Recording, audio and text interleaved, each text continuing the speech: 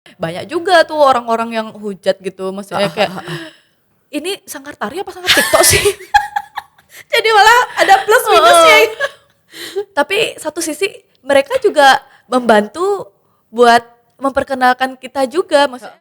Hai guys, makasih ya udah klik video ini. Jangan lupa subscribe channelnya dan tonton video ini sampai habis. Karena banyak banget kisah-kisah inspiratif yang bisa kalian dapetin. Happy watching! Selamat datang di Etik Talks. Episode kali ini aku akan mengajak salah satu wanita yang sangat menginspirasi di Bali.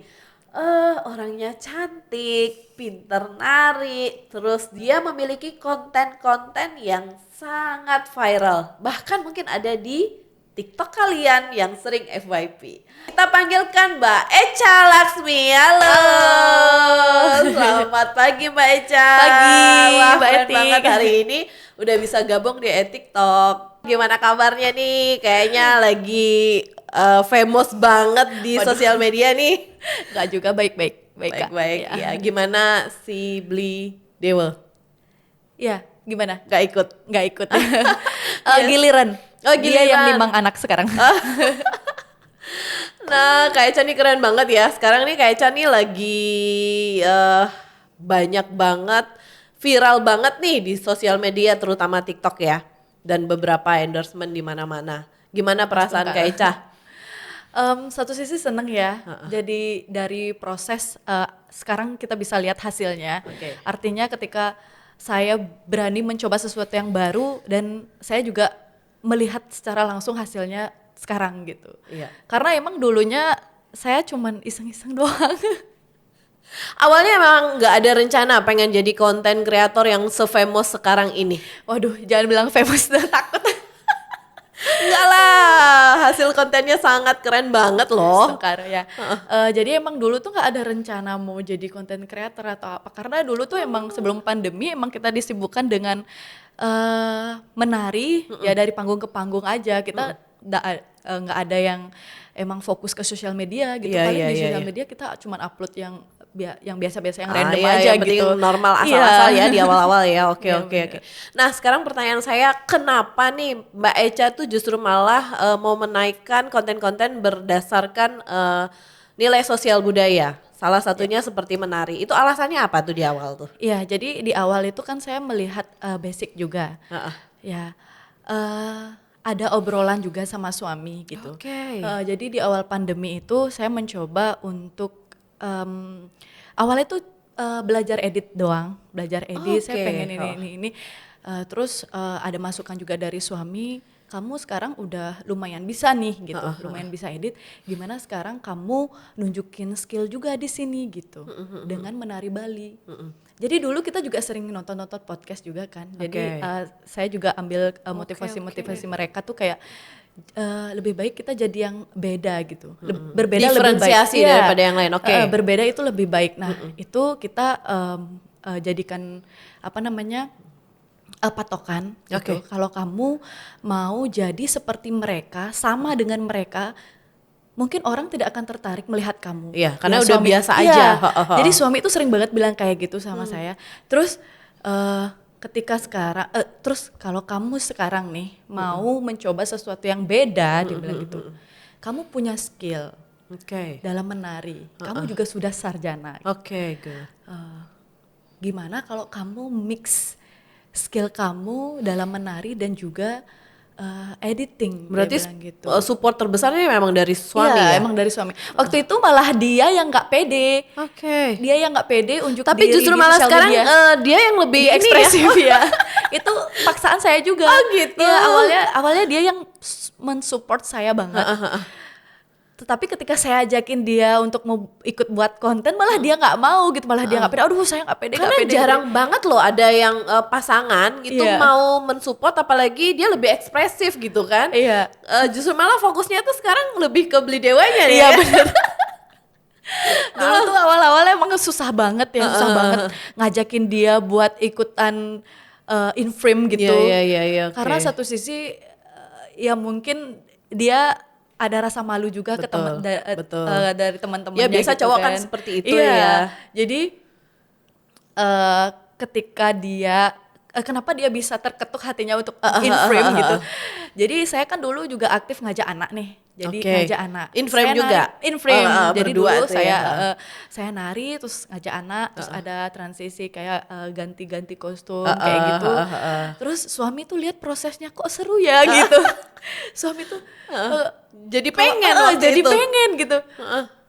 Kok aku nggak diajain gitu. Iya, iya, iya. Loh, kan aku udah sering ngajain kamu. Aku coba deh, dia bilang gitu. Aku coba deh gitu. Itu Ya kira-kira awalnya berapa kali buat konten tuh sama sampai anaknya. enggak sama yang sampai Beli Dewa tuh jadi pengen ikut. Itu udah berkali-kali atau udah Iya, banyak? berkali-kali sih waktu itu di TikTok, tapi belum yang terlalu boom banget. Oke. Belum yang terlalu Belum boom yang banget. FYP yang tertinggi itu. Iya, belum, Sebelum belum. itu ya. Belum. Oke, Terus dilihat, oke, aku mau ikut, dia bilang gitu. Aku juga pengen ternyata mencoba sesuatu yang baru lah, dia bilang gitu. Oke, kalau kamu emang mau ikut, nanti malam kita buat. Oh, langsung latihan? Nggak ada latihan. Langsung on the spot aja. Jadi sekarang kamu cariin musik, aku buatin ada namanya storyboard, aku Oke. buatin storyboard, nanti kita buat ini. Oke, kita pasang aja dulu kamera, tripod, lighting dan sebagainya. Kamu editin musik, kita langsung eksekusi lah gitu. Iya, iya.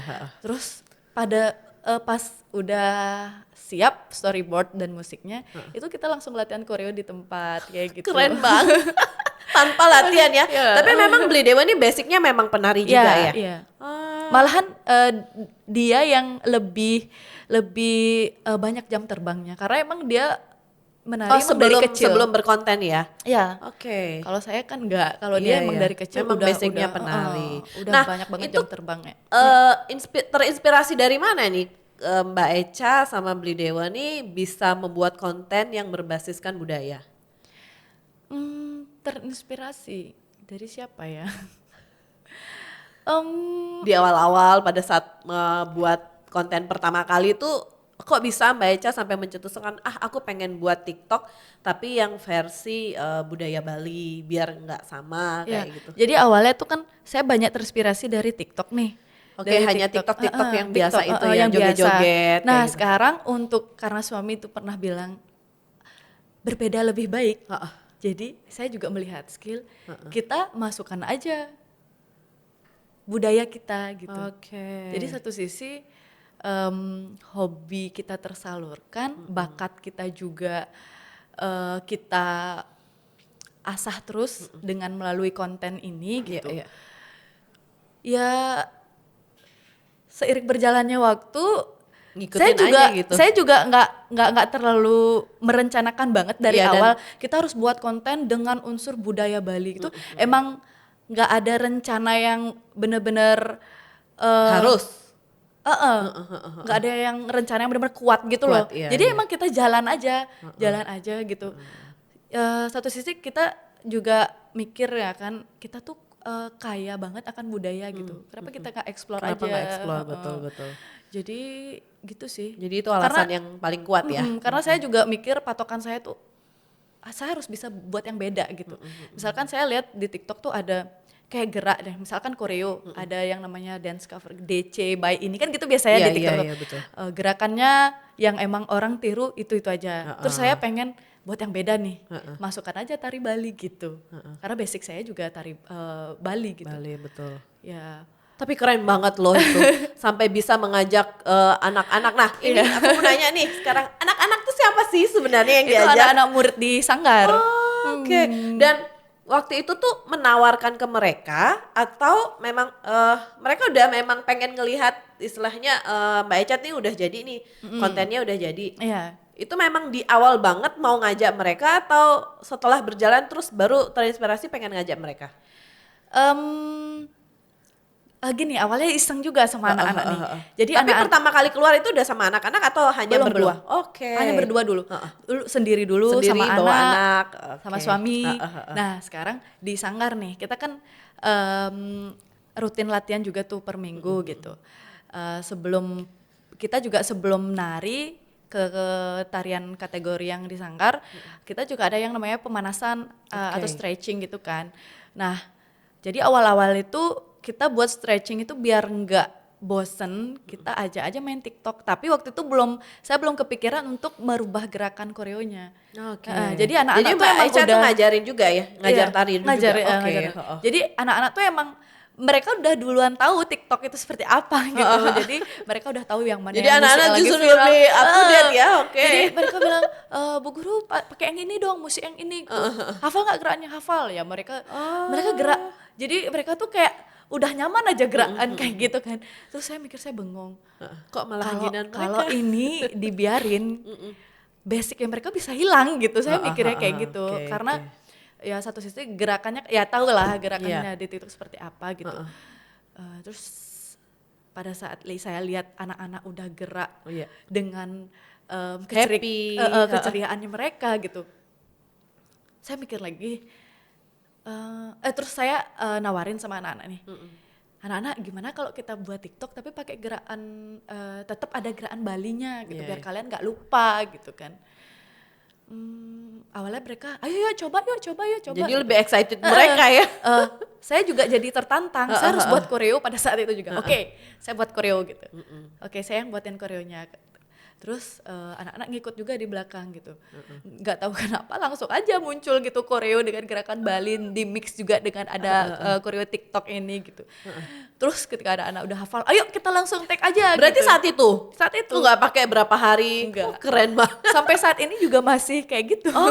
Jadi on the spot ya. Jadi nggak yang harus latihan. Saya pikir karena enggak. saking banyaknya tim, anak-anak di belakang tuh jadi harus diajarin berhari-hari itu enggak ya. Wah, keren banget. Langsung pada saat itu juga. Ayo. Udah hafal gitu. Langsung kita take aja langsung gitu. Nah, ada yang anak-anak ini tuh membutuhkan waktu, mereka ikut di dalam les nari itu berapa lama tuh yang dipakai untuk jadi tim? Jadi ya kita seleksi dulu kan ya, maksudnya diseleksi semua khususnya untuk anak-anak yang memang saya lihat sudah menguasai teknik tari Bali. Nah, jadi kalau yang mungkin belum menguasai, saya belum anjurkan ke sini karena takutnya mereka nanti bahasa tubuhnya beda lagi nanti jadinya gitu. Dan saya juga pilih anak-anak yang mampu untuk menangkap secara cepat gitu. Jadi berarti memang benar-benar selektif ya? Ya selektif kayak gitu. Terus ya udah, saya menemukan beberapa anak-anak yang memang saya rasa mampu untuk ini saya ajain konten dengan koreo di luar dari sebenarnya di luar dari basicnya mereka juga gitu. Dan ya itu berarti bukan berdasarkan dia udah lama atau apa, tapi ketika kita melihat talent salah satu itu lebih lebih lebih berkualitas, berarti diajak aja gitu. Jadi nggak harus milih yang lama apa yang baru. Enggak sih. Dan kalau saya udah menemukan beberapa orang, kalau misalkan anak-anak lain juga mau ikut, saya ajak aja, tapi kalian ngikut di belakang gitu. Karena kalau misalkan artinya kalau misalkan ada anak yang mungkin kurang mampu menangkap gitu, misalkan gerakan, terus mereka mau ikut supaya juga tidak merubah konsentrasi anak-anak yang lain, ya udah saya kamu ikut tapi di belakang ya gitu. Itu artinya buat naikin mentalnya mereka juga. Maksudnya yang lama banget nangkepnya gitu. Nah, itu juga itu menjadi susah nggak? Kan ngaturnya banyak banget ya. Kalau dilihat tuh ada mungkin beberapa yang sering in frame, terus kalau yang Talia tuh ada yang masih kecil-kecil kayak gitu-gitu. Itu susah banget nggak sih untuk ngaturnya? Kadang kan mereka mungkin mereka pengen ikut, istilahnya pengen ikut di kontennya Mbak Echa gitu kan. Tapi setelah melihat dari kualitas tuh kadang-kadang kan nggak semuanya anak gampang diatur ya. Nah itu gimana caranya? Kalau sejauh ini sih mereka gampang-gampang aja sih diatur karena memang orang-orang yang udah masuk tim itu memang orang-orang pilihan gitu kan. Jadi gimana ya? mereka kalau udah dikasih koreo, mereka udah langsung nangkep aja Iya, gitu. iya, karena mindsetnya mereka tuh sudah happy duluan untuk di TikTok ya, Iya, bukan yang benar-benar. harus kita, aduh ini gimana sih, kan terkadang ada yang susah, terus agak Iya. susah diatur gitu. Karena dasarnya emang udah suka. Iya, karena kita gitu. emang seru-seruan aja gitu. Nggak ada yang tertekan bahwa ini akan di kompetisi atau apa gitu. Jadi mereka nyaman-nyaman aja gitu kayak gerain. Iya. Nah, Mbak Eca ini kan punya sanggar nih, Iya. punya sanggar. Ada impactnya nggak setelah jadi seleb TikTok? Waduh. Sampai nolak-nolak, kan kadang orang, wah ini nih tempatnya sanggar TikTok gitu kan. Ada nggak punya kasus kayak gitu? Pastinya ada. ya. Ada. Jadi dulu tuh pas awal-awal ngajak anak-anak di TikTok ini banyak juga tuh orang-orang yang hujat gitu, maksudnya kayak ini sanggar tari apa sanggar TikTok sih? Jadi malah ada plus minusnya. Tapi satu sisi mereka juga membantu buat memperkenalkan kita juga, maksudnya karena mereka maksudnya salah satu ada yang hujat gitu, jadi orang-orang juga tertarik kan nontonnya. Jadi satu sisi mereka ngomong kayak gitu tuh kan juga mereka sebenarnya tuh mendukung kita gitu kan. Ya nggak mau berpikiran negatif lah. Sebenarnya dia tuh mendukung kita gitu. Jadi karena mereka juga kita bisa dikenal banyak orang lagi gitu.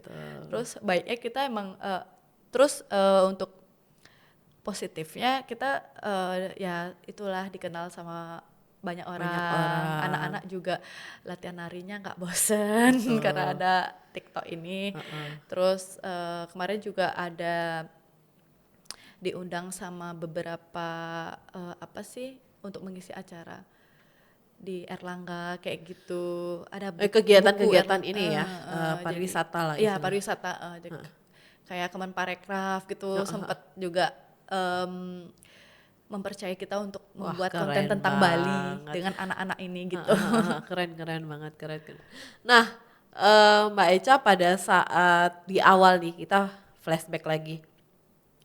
Kenapa Beli Dewa ini sangat mensupport Mbak Eca? Dasarnya apa sih? Sehingga selain tadi berbeda dengan yang lain untuk di TikTok, dasar utama yang paling mendasar banget nih apa nih Beli Dewa sehingga ini kamu harus ikut kamu harus menari terus buat di TikTok dan lain sebagainya, itu dasar utama apa? Karena kan setahu saya Mbak Eca ini bagian daripada ASN ya. Iya.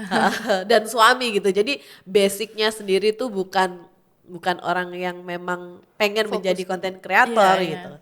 Nah, dasarnya apa sih sampai Beli Dewa nih seperti itu? Jadi karena dia tuh sering ngelihat saya gelisah aja sih. Itu dasarnya.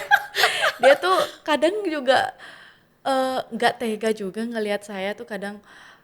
Saya tuh kan orangnya punya dunia sendiri juga sih dibilang. Saya tuh belajar ngedit, belajar ini, saya gerak sendiri, gerak terus saya juga kadang ngumpulin kostum pengen buat ini, pengen buat transisi gini. Tapi kadang kalau kita emang nggak ada support secara kalau kita nggak ada support system kayak gitu, kadang kan kita ada rasa nggak percaya diri kayak gitu. Terus ya itulah ketika suami saya melihat saya tuh sering banget gelisah. Berarti Mbak Eca ini basicnya kreator sebenarnya ya. Bisa dibilang mungkin seperti itu. Karena saya tuh orangnya pengen banget mengekspresikan diri, apalagi pandemi ya, kita nggak bisa lagi yang namanya pentas ke panggung, kita nggak bisa berekspresi kayak gitu. Nah itulah dia tuh sering banget lihat saya kayak rekam tapi nggak diupload gitu. Rekam saya mau nari gitu, nari terus ditanya sama suami, itu kamu upload nggak Johari gitu. Jadi dari situlah suami okay. langsung ayo kita duduk sama-sama gitu.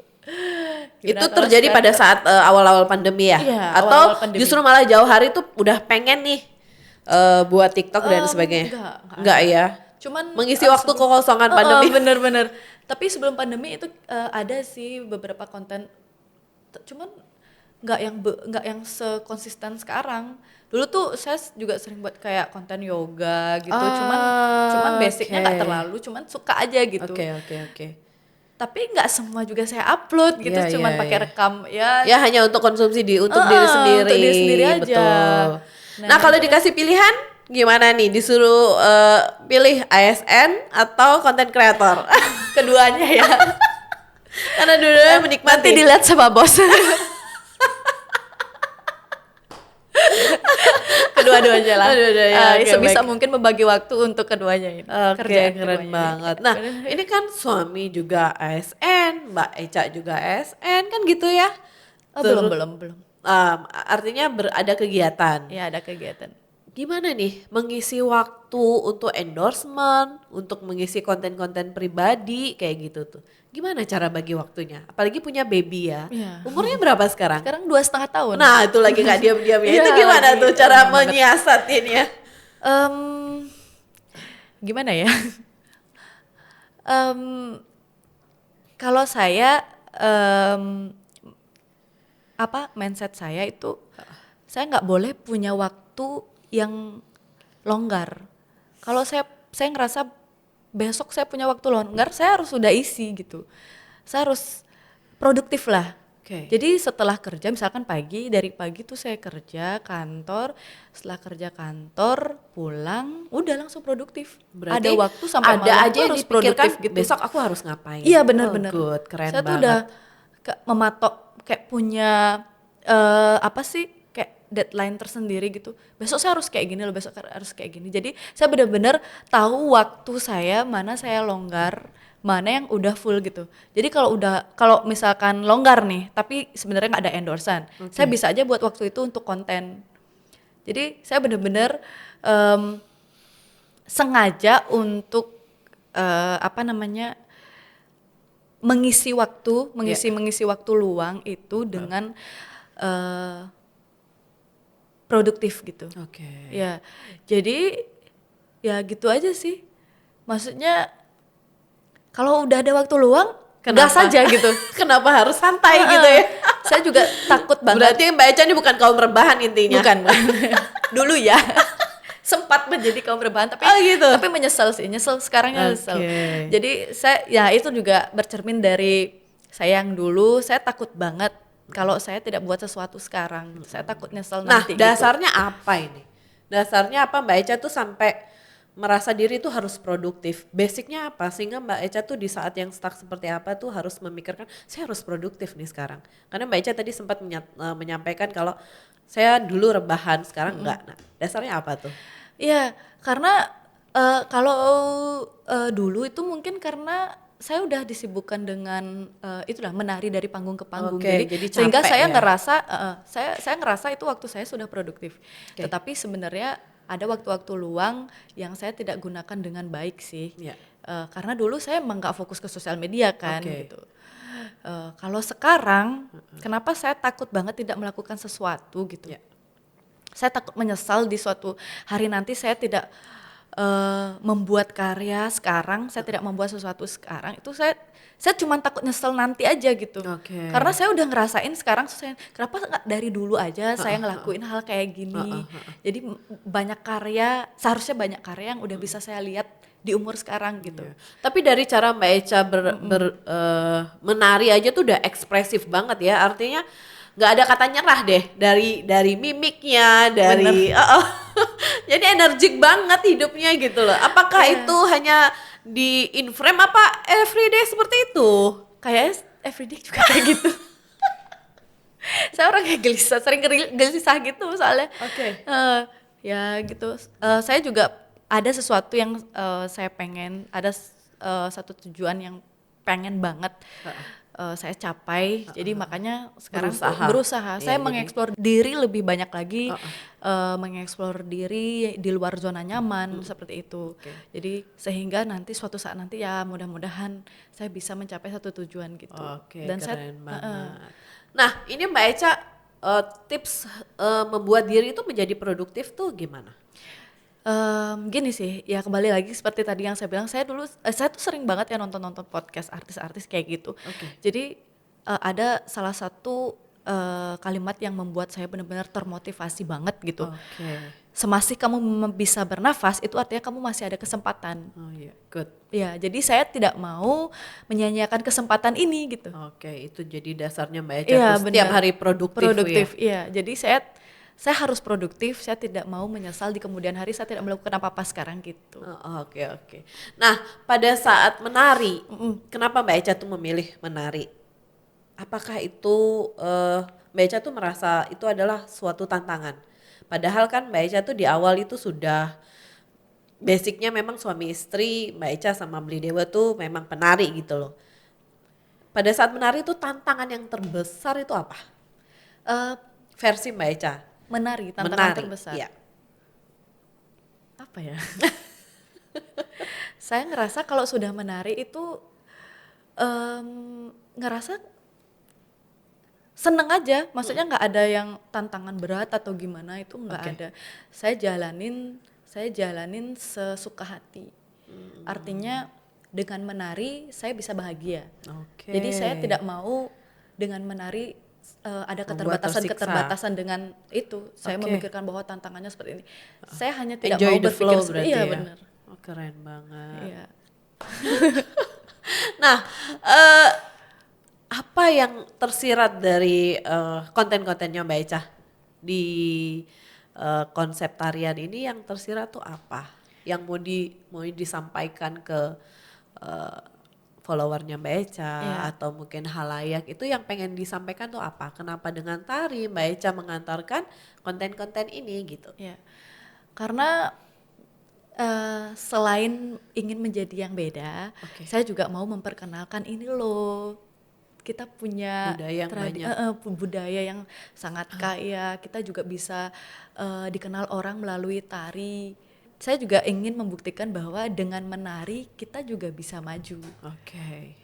Jadi terkadang anak-anak muda sekarang, ya nggak semua sih, artinya malu dengan tradisi kita Ya, gitu. betul. Apalagi zaman sekarang nih kan, anak muda. Itu boleh dikatakan dulu waktu zaman saya masih kecil, minimal Panjam Brahma tuh bisa gitu ya. Iya. Nah, sekarang tuh kita malah lihat justru anak-anak muda sekarang tuh lebih excited joget-joget TikTok. Iya. Terus joget-joget yang kalau anak saya bilang, ada kan salah satu anak saya tuh agak introvert ya. Oh, iya. Dan dia melihat mamanya tuh kalau misalnya joget, dia menyampaikan, ih jogetnya unfaedah gitu.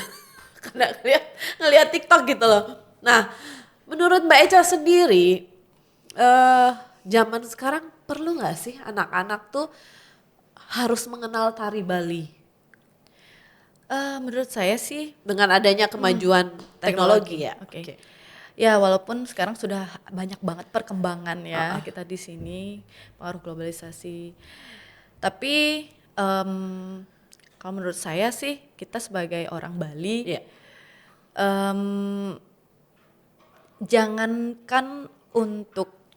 jangan dulu membahas kita mendalami, kita kenal aja dulu deh. Oke.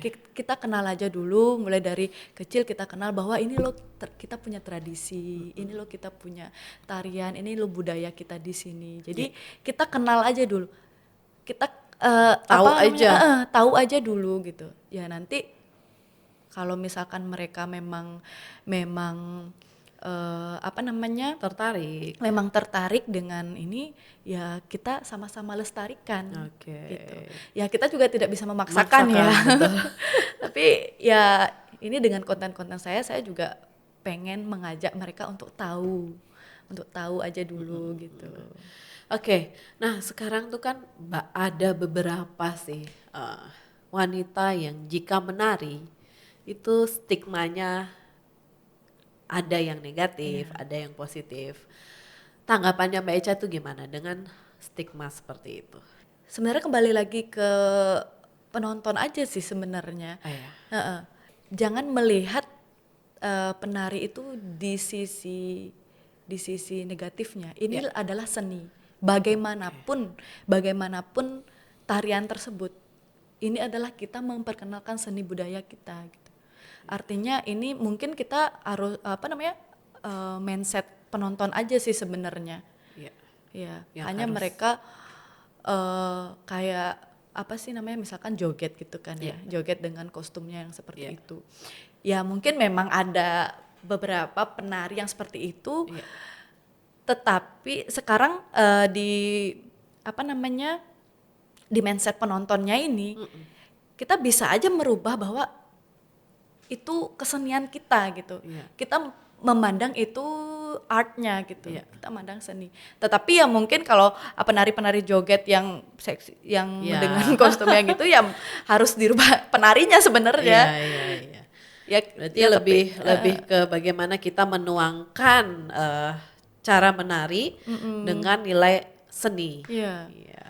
Artinya ya kalau saya juga nggak tahu ya kenapa penari joget itu bisa perkembangannya bisa seperti sekarang sampai ada komentar negatif gitu. Iya, betul.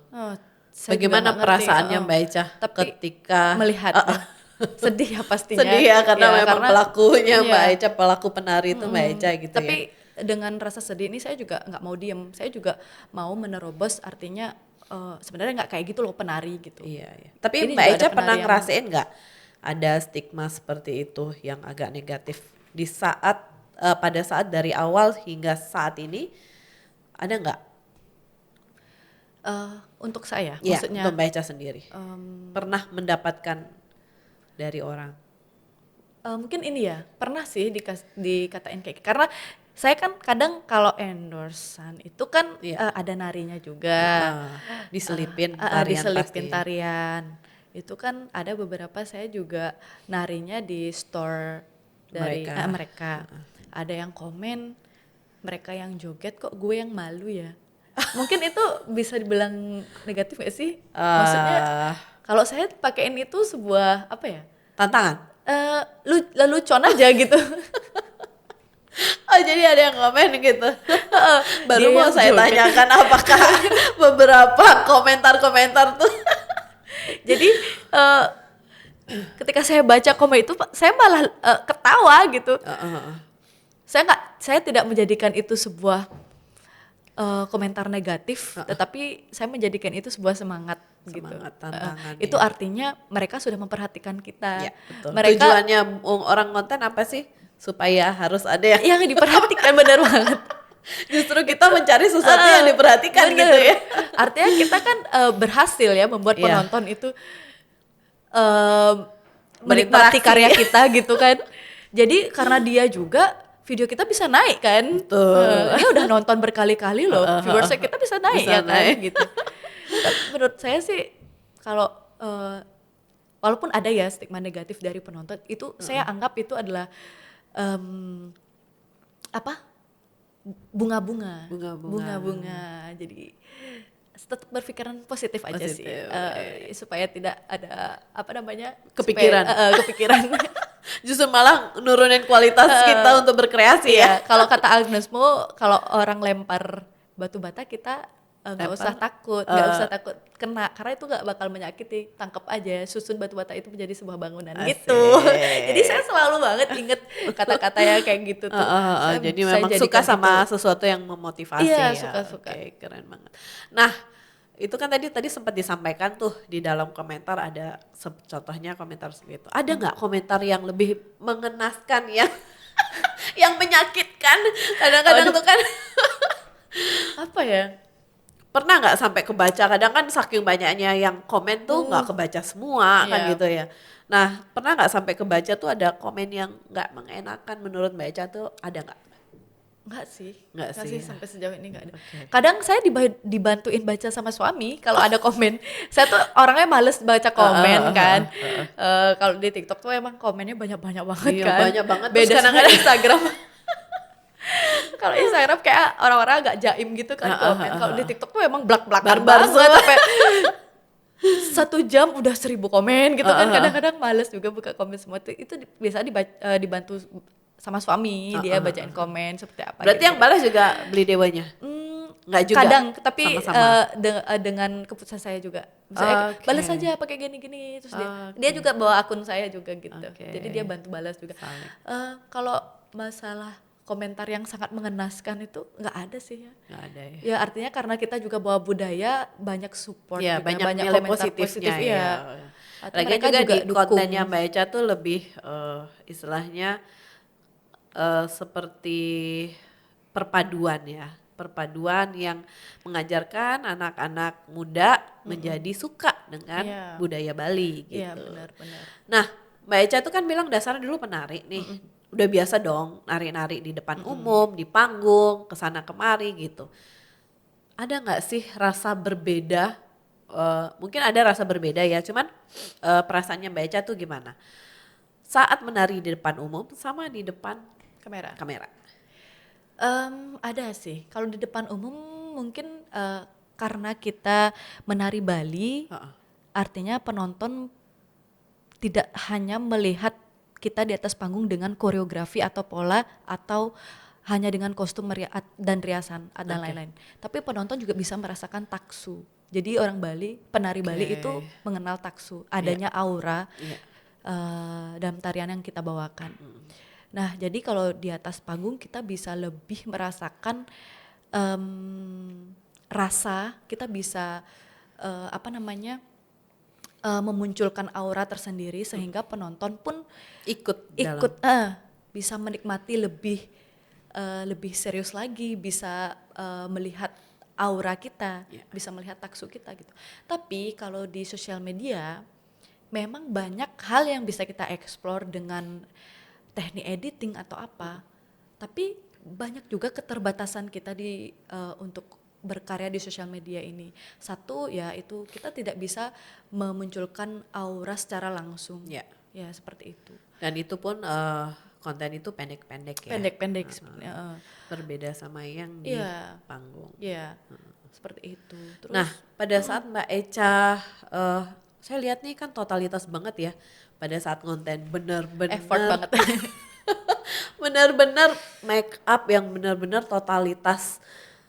Itu kan butuh waktu yang sangat lama Mbak Eca. Iya. Untuk pasang apa namanya bunga-bunga emas, untuk baju yang benar-benar berat kayak beli dewanya pakai baju apa ya? Baju nari-nari, Baju nari, kostum. kostum yang gede-gede itu apa ya? Barong ya? Apa sih namanya tuh? Ya kostum nari lah. Nah, itu capek gak sih? Karena kan sering dilakukan. Bukan hanya kita Iya. aja yang biasanya fashion nih gonta-ganti baju tuh udah kayaknya aduh capek banget. Capek udah pasti ada sih, tapi kalau udah kita lakuin dengan senang, dengan bahagia, ya otomatis sih rasa capek itu hilang dengan sendirinya. Hilang Apalagi kalau misalkan udah selesai nih buat video, ya emang sih kita capek buat Lihat beresin hasilnya. lagi. Yang paling capek tuh beresin sebenarnya, beresin terus edit. Nah, yang bikin bahagia lagi nih, yang bikin energi kita naik lagi, ketika kita udah upload nunggu viewers. Jadi kita nunggu Itu yang lebih tegang ya. itu yang lebih tegang dan memang membangkitkan semangat lagi gitu. 1 jam nih berapa viewers ya kayak gitu, cemas gitu loh kita. Berarti langsung dianalisa ya. Kadang langsung, kadang juga nunggu editnya selesai gitu. Kadang langsung, tapi kita selalu nunggu itu. Kalau kita udah selesai konten, aduh besok berapa ya viewersnya gitu, kira-kira diterima gak sih karyanya ini kayak gitu. Jadi otomatis aja bangkit lagi semangatnya, bahagianya gitu. Tapi keren loh, kemarin aku lihat di reel sampai MM-an, mantap. Oh, Itu konten yang dari TikTok atau Mbak Eca sendiri memang khusus untuk Reels buat gitu. konten tuh langsung ke Reels atau memang kebagi? sama-sama sih. Kalau udah upload, kalau di reels kemarin yang sampai eman itu, enggak, kita emang fokus ke TikTok semua sih. Jadi memang targetnya tuh TikTok, TikTok. nanti udah ada materinya baru diupload di Reels. Reels. Oke. Karena gini, kalau saya di TikTok itu lebih nggak canggung mau upload karya apa. Kalau Oke. misalkan di TikTok saya lihat, rame, yuk Bagus, upload di kirim. Instagram gitu. Kalau Instagram tuh lebih canggung karena di Instagram tuh kebanyakan teman-teman kita itu yang kita udah tahu kan. Oke. Memang followernya. Followers itu emang kita udah tahu kan, kayak teman-teman, kayak banyakan teman-teman gitu. Kalau di TikTok kan wah random dari berbagai negara ada gitu, dari berbagai wilayah gitu. Nah, Mbak Eca sendiri nih, bedanya Mbak Eca dulu sama sekarang yang sudah famous gimana? Waduh. Ketemu jangan bilang famous. Gimana tuh nanggapinnya? Yang dulu yang memang hanya sekedar penari. Kadang kan kalau penari itu kan lingkupnya tergantung di mana dia menari ya. Jadi nggak semua orang tahu gitu. Nah sekarang Mbak Eca sudah jadi seleb TikTok. Aduh nggak juga. Takut banget kalau dibilang kayak gitu. Gimana Mbak? Em, Kalau dulu em, kemana-mana tuh nggak yang ribet. Kalau sekarang mau keluar rumah, aku harus gini. Perfect. Nggak harus perfect juga, tapi lebih memperhatikan diri sendiri. Oke. Tapi udah sering ya ketemu Soalnya Mbak? Oh, kadang, ini. iya iya, kadang juga orang paparazzi gitu kan. Oke. Kayak misalkan duduk, padahal kita udah nyaman nih, misalnya kayak oh nggak ada sih kayak orang yang kenal gitu. Tahu-taunya ntaran ada yang kirim, wah kayak ada yang paparazzi gitu. Dikirim ke saya, lihat kakak nggak berani nyapa kayak gitu. Itu kan kadang malu juga kan. Seolah-olah sombong gitu ya. Waduh malu juga, untung tadi maksudnya nggak gembel-gembel banget. Kalau dulu tuh saya gembel banget. Makanya nggak peduli lah, yang penting Iya. ini aku gitu ya. Sekarang Iya. lebih memperhatikan orang yang ada di sekitar Ya ya. mungkin itu salah satunya kali ya. Iya. Kondisi pandemi saat ini, terus buat teman-teman penari itu kan sangat berdampak ya. Ya. Menurut Mbak Eca gimana sih kondisi yang sekarang, dampaknya buat teman-teman penari yang biasanya ada di keramaian, yang biasanya ada kegiatan-kegiatan gitu.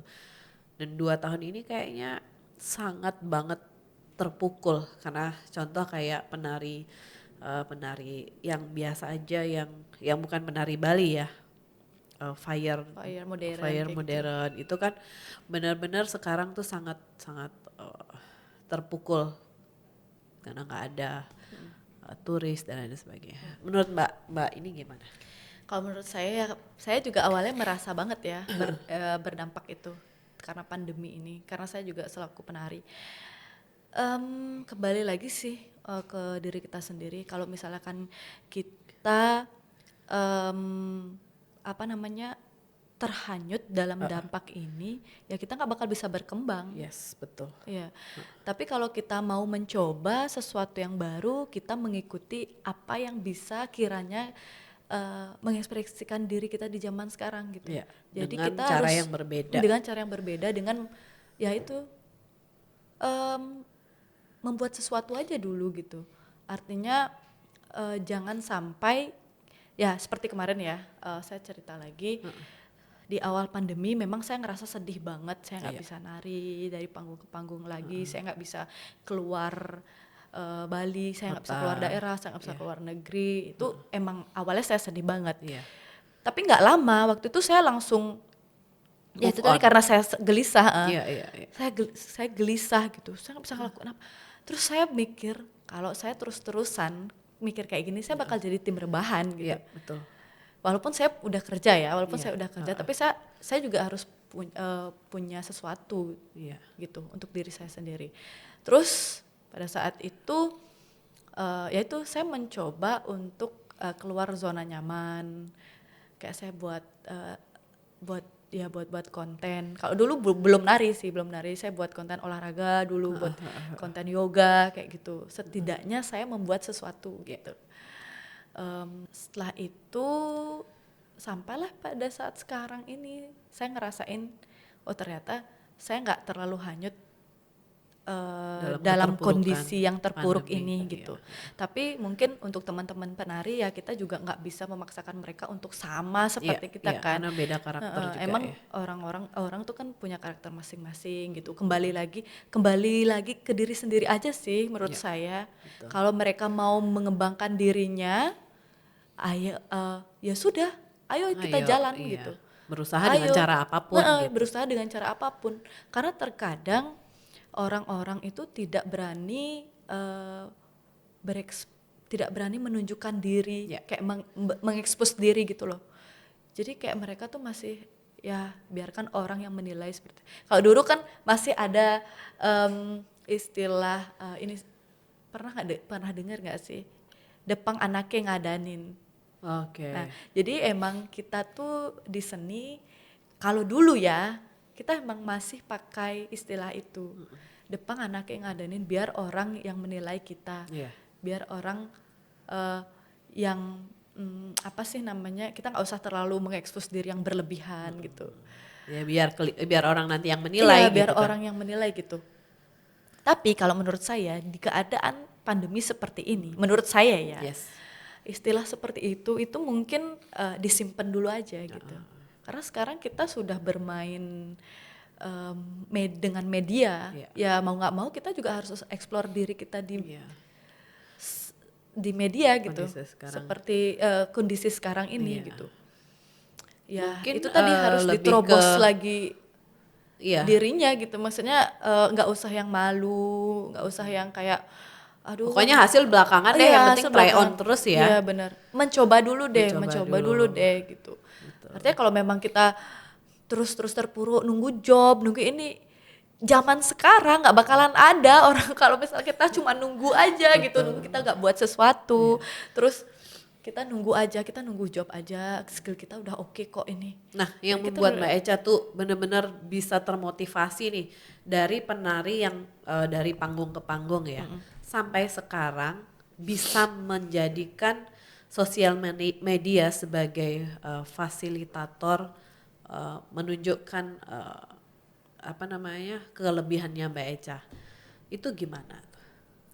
Nah itulah tadi karena saya ngerasa kehilangan panggung pada saat pandemi, Iya. saya sudah merubah mindset bahwa sekarang apa-apa udah sosial media nih. Iya. Saya harus menjadikan sosial media ini panggung untuk saya berkreativitas dan untuk berekspresi seperti itu. Ya jadi Yang paling besar motivasinya apa? Hingga bisa move on. Pokoknya bagaimana saya harus bisa di sosial media ini lebih ya baik gitu. ya jadi saya juga pengen di sosial media ini saya juga ingin mendapatkan hasil, yaitu cuan-cuan ya. Betul. Jadi gimana caranya saya berkreativitas, berekspresi dan bisa menghasilkan cuan. Iya. Nah itu juga Itu dasarnya itu juga ya. motivasi. Iya, karena kan before-nya Mbak Echa sudah terbiasa menghasilkan gitu. Dengan menari dulu saya bisa menghasilkan di atas panggung. Iya. Oke, sekarang karena saya sudah merubah mindset saya, sosial media adalah panggung saya. Iya. Gimana sekarang caranya supaya saya bisa juga menghasilkan cuan di panggung sosial media sekarang Oke, gitu. Dengan keren cara banget. saya sendiri. Berarti sangat memungkinkan untuk seseorang berbisnis di dalam sosial media. Siapapun dia. Iya. Iya gitu ya menurut Bener. Mbak Echa ya. Nah sekarang Mbak Echa, yang paling berkesan nih pada saat menari di sosial media. Yang sebelumnya itu kan aura, sudah dibilang taksu ya, aura orang menonton, orang penari itu kan dilihat sama orang banyak dan orangnya itu bertatapan. Nah sekarang untuk di sosial media, hal yang paling membuat Mbak Echa berkesan before after itu apa pada saat di sosial media ini? Ya itu tadi sih, banyak orang yang memberikan komentar positif terhadap kita, banyak yang mensupport. Terus apa ya? Artinya ketika kita berani berekspresi itu juga pasti akan ada komentar-komentar positif yang datang sehingga membuat kita lebih semangat dan termotivasi lagi. Nah, Mbak Echa tuh nggak bisa ngelupain di dalam menari di dalam sosial media tuh yang paling nggak bisa dilupakan apa? Ya, yang paling terkesan ya, yang paling membuat saya nggak bisa lupa dengan itu kontennya itu gitu. Apa ya? Yang mana ya? Jadi dengan karya tari di sosial media kita bisa memadukan teknik editing. Jadi di sini juga kita nggak perlu yang buat kostum, misalkan kita ngomong kostum dulu ya. Misalkan nih kalau di dunia kalau di panggung kita nari di atas panggung, kalau kita mau ada teknik ganti baju itu kan kita harus buat kostum Yang langsung yang bisa sedemikian dilepas. rupa yang bisa kita lepas dan sebagainya, ada velcro atau apa gitu. Tapi di sosial media enggak, kita bisa madukan dengan teknik editing dengan cara misalkan kalau sekarang kan ada cut, Transisi. ada transisi. Nah, itu yang saya suka. Terus Oke. kita juga bisa bergerak dengan beda background. Misalkan Oke. tua gapat manam jupan. Manam jupannya itu kita bisa Gimana? rubah backgroundnya. Oke. Jadi sebenarnya di sosial media ini lebih kaya sih menurut saya. Menurut saya ya. Lebih kaya karena kita bisa memadukan teknik editing itu dan juga kita bisa lebih bebas sih menurut saya. Artinya misalkan dari koreografi yang kita buat, misalkan nih kita buat konten sama teman-teman misalkan berkelompok terus ada yang salah, itu kan bisa kita cut. Ya. Kita bisa ulang lagi di tempat lain gitu. Tapi kalau di panggung itu tidak bisa di-cut. Jadi kalau udah salah ya salah gitu. Ya itu aja sih bedanya dan yang membuat berkesan saya membuat konten tuh itu aja kali ya. Kita bisa membuat transisi kostum, terus gerakannya, koreografinya itu kita bisa mix dengan perpaduan editing dengan ganti-ganti background kayak gitu. Kita bisa ada di tempat-tempat lain kayak gitu. Ada transisi gerak misalkan. Dengan transisi gerak ini kita juga bisa jadi kelihatan kaya. Jadi kelihatan kaya ide gitu. Iya. Nah, Mbak Echa, jujur. Ya. Dan tadi saya jujur kok. Kalau disuruh milih nari yang di depan panggung apa di sosial media sekarang? Karena dua-dua udah nyaman kan? Kalau zaman sekarang saya lebih di sosial media sih sekarang. Oh gitu ya, lebih banyak yang ininya, view-nya lebih besar ya. Karena begini, kalau di panggung, jadi sekarang tuh kan udah banyak banget ya penari yang memang lebih profesional dari saya. Saya ngerasa kok kalau saya itu menari nggak terlalu gimana ya, mungkin perasaan saya aja atau gimana, ya nggak terlalu bagus banget gitu. Sedangkan yang saya lihat anak-anak sekarang tuh narinya udah keren, udah istilah Balinya itu ada istilah Bali dalam dunia tari itu namanya ngewayahin eagle. Jadi mereka tuh udah nari kayak udah di luar, udah deep banget ya. Udah benar-benar udah pakai rasa gitu. Sedangkan kalau kita dulu, kalau saya dulu masih menghafal, masih pakai emosi narinya. Tapi saya lihat anak-anak sekarang kok, wih udah keren-keren banget narinya gitu. Saya ngerasa ya kalau saya nari di panggung sekarang, wih kaku, kayak insecure gitu loh. Insecure lihat anak-anak yang sekarang itu lebih hebat-hebat banget narinya gitu. Makanya saya mikir kenapa saya lebih suka di sosial media, karena saya ngerasa penari yang lain mungkin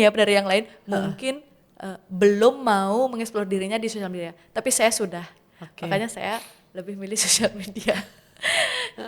Kadang orang lebih insecure di sosial media, tapi kalau saya lebih insecure di panggung sih. Padahal dulu pernah di panggung gitu ya, karena sudah mengalami kenyamanan di sosial media, jadinya lebih nyaman di sosial media gitu ya. Nah, ini nih yang mau ditanyakan paling penting banget. Menurut Mbak Echa sendiri tentang digital marketing saat ini after pandemi, bagaimana menyikapi digital marketing? Lihat dari kontennya, dari konsep yang disampaikan, itu penting banget. Seberapa pentingnya digital marketing untuk saat ini? Ya, menurut saya sih itu menjadi sesuatu hal yang menarik ya. Kita nggak cuman melihat brandnya gitu misalkan, tapi kita juga melihat kreativitas mereka. Itu yang menjadi nilai plus buat saya.